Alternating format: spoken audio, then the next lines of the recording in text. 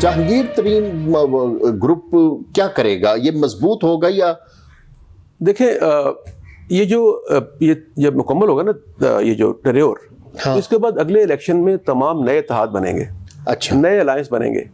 کیونکہ اب دیکھیں نا چھوٹی چھوٹی پارٹیز بنائی گئی تھیں، جی ڈی اے، بی اے باپ فلانی، تو یہ ہر الیکشن میں یہ ایک نیا سمجھے کہ نئے سے نئے شگوفے کھلائے جاتے ہیں اور پھر وہ مرجھا جاتے ہیں.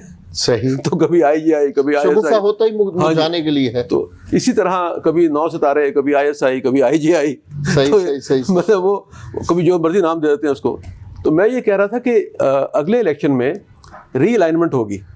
اچھا. ری الائنمنٹ میں دیکھیں نا، یہ جو آج بیٹھے ہوئے تھے، کل آپ دیکھ رہے تھے شہباز شریف صاحب ماشاءاللہ بڑا زور بیان کا مظاہرہ کر رہے تھے پریس کانفرنس میں.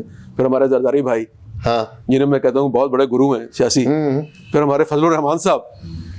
تو یہ تینوں افراد جو تھے، ان کی 30 سال کی تاریخ دیکھیں، 1988 سے لے کر آج 2022 تک، ٹھیک، یعنی متعدد بار یہ حریف اور حلیف بنے ہیں. ٹھیک. کبھی فضل الرحمان صاحب عورت کی حکمرانی کے خلاف تھے، 1 سال کے بعد اسی کا حصہ تھے. صحیح.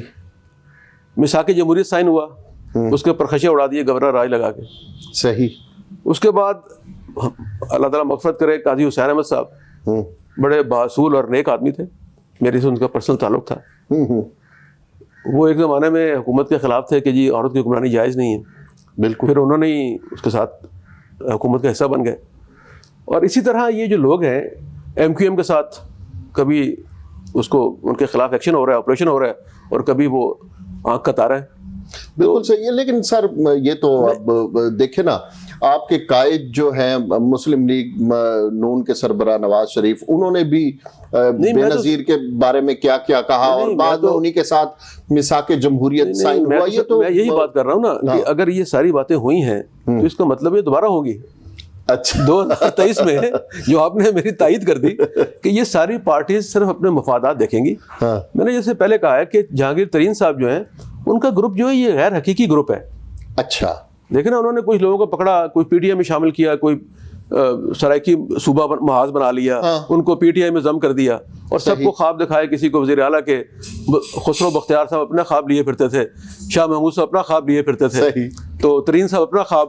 وہ سارے خواب چکنا چور ہو گئے، اور ہمارے آپ کے پیارے دوست بزدار صاحب بڑا جمان ہو گئے. اچھا جی، یہ بتائے سر کہ وزیر اعلیٰ